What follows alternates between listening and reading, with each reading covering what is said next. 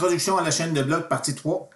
Dans ce qui va suivre, j'explique un peu comment fonctionne la racine de Merkel. Comment est-ce qu'on comprime les transactions. Donc ici, supposons que nous ayons les transactions suivantes. J'ai inclus 4 transactions. Je mets toujours le récipiendaire à la gauche, l'émissaire à droite. Donc ici, le récipiendaire, tous mes récipiendaires de transactions ici se trouvent à gauche. Je vais vous expliquer pourquoi dans quelques instants. En temps normal, ceux-ci seraient représentés par leur clé publique et non leur nom. Donc, mais ils pourraient aussi être identifiés par leur nom. Préférablement, on aime que le système ici rende les transactions relativement anonymes. Dans la deuxième colonne ici, j'ai la quantité de crypto-devises qui est envoyée de l'émissaire vers le récipiendaire. Donc, j'ai 24, 15, 10. Dans ce qui va suivre ici, je vais préférer que ces quantités-là ici soient exprimées en nombre hexadécimal. Et on comprend que l'ordinateur comprend les concepts en nombre binaire, ouvert, fermé, 1, 0. Okay? Courant électrique passe, courant électrique ne passe pas. Okay? Ça, c'est ça un nombre binaire. Maintenant, quand je comprime un nombre binaire, je divise par 2, je divise par 2, je divise par 2, je divise par 2, je vais me rendre à un nombre hexadécimal en divisant par 2, je ne me rendrai jamais à un nombre décimal. Donc, la raison pour laquelle, quand on comprime, la raison pour laquelle on rencontre souvent des nombres hexadécimaux dans ce type de système-là, c'est parce qu'un nombre hexadécimal se trouve à être une compression des nombres binaires. Alors que le nombre décimal, lui, ça va très bien quand je mesure les chambres chez nous, quand je calcule ma vitesse sur l'autoroute. Sauf qu'avec un ordinateur ouvert-fermé, c'est pas pratique. L'émissaire ici, même chose. En temps normal, je rencontrerai leur clé publique en format hexadécimal plutôt que leur vrai nom. Et le système de signature ici, ça va être 2 chiffres qui, lorsque combiné avec la clé publique de la personne qui fait l'envoi ainsi que la quantité envoyée, ben, j'ai une relation qui s'établit et qui peut n'avoir été produite qu'avec l'aide de la clé privée de la personne qui a fait l'envoi. Donc, si je prends la première ligne ici, donc j'ai Zachary qui envoie 20 crypto-devises à Albert, et là, il y a une signature qui a été produite. Ben, en utilisant les 2 fonctions ici, F et G, et en ayant une égalité, là, F de la quantité envoyée est égal à G de la clé publique et des 2 éléments de signature dans l'envoi, ben, cette relation-là ici ne peut être vraie, ne peut être vérifiée que si les éléments de signature de Zachary ont été produits à l'aide de la clé privée de Zachary. Donc, ça prend la clé privée de quelqu'un de façon à produire une signature qui soit cohérente avec la clé publique de cette même personne. Et ça vérifie que c'est bel et bien Zachary qui effectue l'envoi. Dans le bas complètement, ici, j'ai le système qui donne 10 crypto-devises à Gérald. Donc, Gérald, c'est le mineur qui a réussi à miner le bloc. Donc, le Gérald, lui, a reçu les 3 premières transactions. A ajouté dans le bas Gérald 10 système, a réussi à trouver le nonce qui produit le hash qui commence par 19,0, ce qui fait que dans ce bloc-là, il y a une transaction qui dit que Gérald est maintenant propriétaire de 10 bitcoins de plus.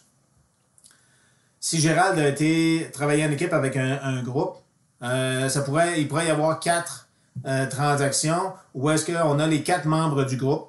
Okay, avec le nombre de bitcoins appropriés. Ici, si le système précise que miner un bitcoin, que miner un bloc rapporte 10 crypto-devises, ben si Gérald inscrit dans le bas de son bloc 12, ben là, le reste du réseau va refuser son bloc miné. Et Gérald n'a pas intérêt à écrire moins que 10 parce que s'il a réussi à miner le bloc, ça lui rapporte 10 bitcoins. Pourquoi en demander 5? Donc, si la règle, c'est que miner rapporte 10 bitcoins, ben, la compétition entre les différents mineurs va faire en sorte que le mineur gagnant va s'octroyer exactement 10 bitcoins. OK? Théorie des jeux. OK? Jeux stratégiques. C'est bien. OK? Et ici, il n'y a pas raison, il n'y a pas d'intérêt pour un mineur ici de les favoriser. Le bloc qui a été miné par un ami. OK? Donc, tout le monde est chaque nœud est indépendant. Okay? Un nœud, c'est un endroit où la chaîne de blocs est hébergée.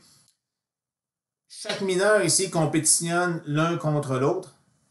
Un mineur qui accepte seulement les blocs minés par son meilleur copain, ben, risque de se retrouver avec une chaîne qui avance moins vite que celle des autres. De la même façon, si des groupes de mineurs s'entendent entre eux pour accepter seulement leur bloc à eux, ben, à moins d'être majoritaire, il y a toujours le danger que leur chaîne à eux avance moins vite que celle des autres. Et en fait, il n'y a pas intérêt nécessairement. C'est dur de voir comment est-ce que les mineurs pourraient collaborer entre eux ici à grande échelle, de façon à toujours s'assurer d'avoir la chaîne la plus longue. Maintenant, j'ai mis les noms pour représenter ça de façon agréable, mais en principe, on devrait avoir simplement des nombres hexadécimaux ici pour représenter les récipiendaires, les quantités, les émissaires. Donc ici, la valeur 6A371590 dans mon exemple, ici, ça se trouve être la clé publique de Albert. La clé publique de Pierre, ici, c'est DD07C6B1. OK, maintenant, 20, le nombre 20 décimal, en format hexadécimal, ça s'écrit 14. Et le nombre 15 en décimal, ben, s'écrit F en format hexadécimal. Toujours en rajoutant suffisamment de zéros devant chaque quantité, de façon à ce que l'item quantité occupe 8 cases dans un bloc de transaction. Donc là, j'ai mes transactions 1, 2, 3, 4 ensemble. Je prends les éléments de chacune des transactions, je les colle ensemble et je produis le H256 de ces items-là ici. Donc 6A371590001411cc. Si j'entre ça dans un endroit où est-ce qu'il m'est possible de produire le SHA 256, donc si je rentre ces informations-là ici, okay, les informations de la transaction du bloc 6A3715 et ainsi de suite, et j'obtiens le hash qui s'appelle le hash de ma transaction 1. Donc, je vais vous en faire exactement l'exemple ici. Donc, je vais dans Password Generator ici et j'entre l'information contenue dans la transaction numéro 1 et ça me donne ici le SHA 256 résultant. Donc, 91DF53CD. 91DF53CD. Donc ça, ici, c'est le hachage cryptographique 258 des éléments de la transaction 1. Ici, j'ai le hachage cryptographique 256 de la transaction numéro 2 et ainsi de suite. Donc, pour chaque transaction, je hache. Je combine les transactions 1 et 2 ensemble. Je prends le hash des transactions 1 et 2, je les colle. J'en produis le hachage 256, ça me donne le SHA 256 que j'ai appelé TX1, TX2. Je fais la même chose avec les transactions 3 et 4. Donc, je mets les transactions 2 par 2, je prends le hash de chacune de ces transactions-là, je les colle, je produis un nouveau hash. OK? Et je réduis comme ça mon nombre de hash jusqu'à ce que j'en obtienne un seul. Si j'ai un nombre impair de transactions, ben j'ai une transaction que j'utilise 2 fois. Okay? C'est pas grave. Okay? On peut hacher n'importe quoi. J'ai mes transactions 1 et 2 combinées, mes transactions 3 et 4 combinées. Je prends le hash, les hash résultants, je les colle, je rehache. Okay? Ça me donne ce qui s'appelle ma racine de Merkel. Donc ici, j'ai 4 transactions. Je prends les 2 premières, je les colle, je les hache, boum. J'obtiens 2 hash qui résultent. J'obtiens 2 hash.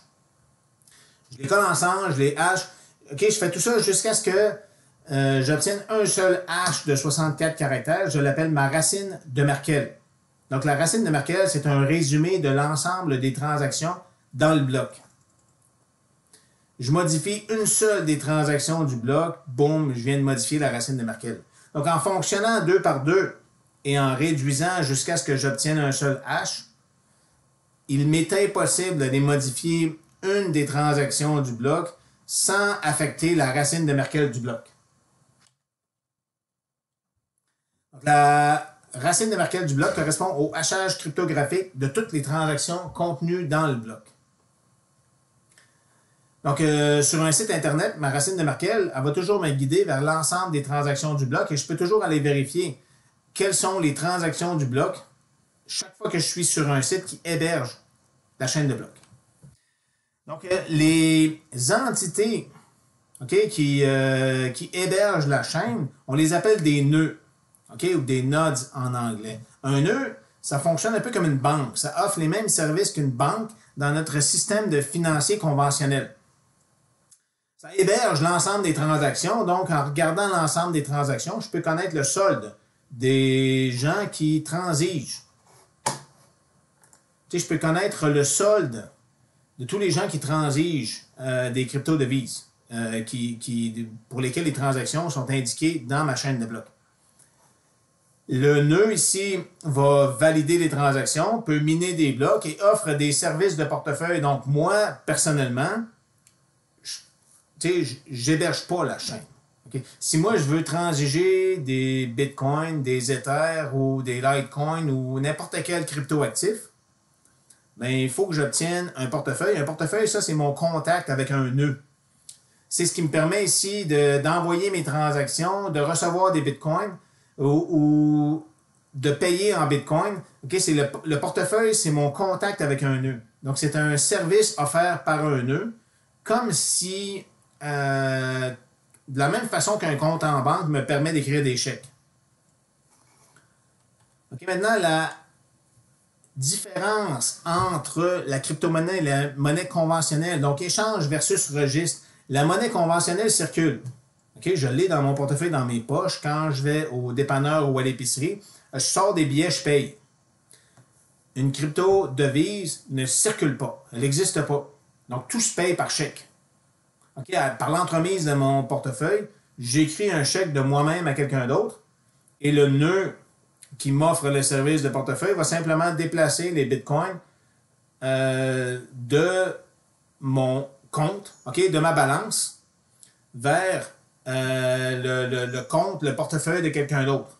Donc, on va simplement inscrire une transaction qui va indiquer que ce que j'ai le droit de dépenser vient de diminuer. Si c'est moi qui reçois des bitcoins, bien, une transaction va être enregistrée dans la chaîne qui va me permettre à moi de dépenser plus de bitcoins dans le futur. La création de monnaie.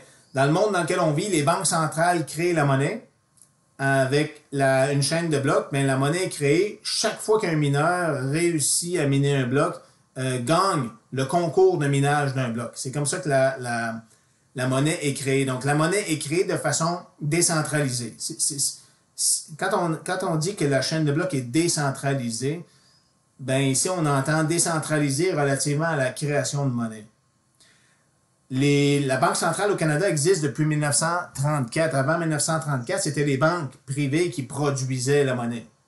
Donc ici, un nœud produit de la monnaie de la même façon qu'une banque privée pouvait produire de la monnaie à l'époque. Sauf qu'à l'époque, la banque avait seulement le droit de produire de la monnaie lorsque un de ses clients arrivait avec des espèces, de l'or, de l'argent ou des obligations du trésor.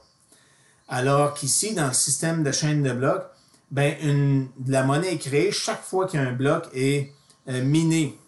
Et chaque fois qu'un mineur réussit à produire le hachage résultant qui débute par le nombre désiré de 0. La réglementation, ben, le système financier tel qu'on le connaît est fortement réglementé par les autorités gouvernementales. La chaîne de blocs, elle est régulée par un ensemble de protocoles qui indiquent comment miner, comment valider une transaction, comment la chaîne de blocs peut évoluer dans le temps. Donc ici, le solde d'un individu. Si Jacques veut envoyer 5 unités de crypto-monnaie à Augustine, comment est-ce qu'on fait pour savoir que Jacques a le droit d'envoyer 5 unités de crypto-monnaie? Bien, Jacques, ici, possède un portefeuille qu'il met en contact avec un nœud qui lui héberge la chaîne de blocs. Donc, avec un nœud où est-ce que toutes les transactions depuis le commencement de l'existence de la chaîne sont enregistrées. Donc ici, ce qu'il s'agit de faire, c'est qu'il s'agit de voir, afin de savoir si Jacques a le droit d'envoyer 5 crypto-actifs à Augustine, bien, il s'agit d'aller ressortir toutes les transactions de Jacques depuis le début dans la chaîne de blocs. Donc, il faut absolument que la première transaction où la clé publique de Jacques apparaît, il faut que dans cette transaction-là, Jacques eût été récipiendaire. Donc, la première transaction, ça ne peut pas être un envoi. Donc, on ne peut pas emprunter comme première transaction. Notre première transaction, il faut que ça soit recevoir. Ensuite de ça, chaque fois que je vois le nom de Jacques apparaître en tant que récipiendaire, j'inscris un plus. Chaque fois que je vois le nom de Jacques apparaître comme un émissaire, j'inscris un moins. Je fais la somme des plus et des moins et là, je m'aperçois que ce que Jacques aurait le droit de dépenser compte tenu de l'ensemble des transactions passées, ça se trouve être 3 crypto-actifs. Donc, est-ce que Jacques peut envoyer 5 crypto-actifs à Augustine? Non. Jacques a le droit d'envoyer maximum 3 crypto-actifs à Augustine. Donc, si Jacques essaie d'envoyer 5 crypto-actifs à quelqu'un, la transaction ne sera pas validée. Simplement parce que le nœud ici sait tout ce que Jacques a fait depuis le début de l'existence de la chaîne. Maintenant, la chaîne de blocs, par où commencer pour bien comprendre son fonctionnement? Ben, on vient de voir une introduction sommaire de comment est-ce qu'elle évolue dans le temps. Maintenant, les concepts qu'il s'agit de comprendre pour comprendre le fonctionnement de la chaîne de blocs sont la représentation hexadécimale, dont il ne faut pas avoir peur, et après ça, le fonctionnement d'une routine de hachage cryptographique.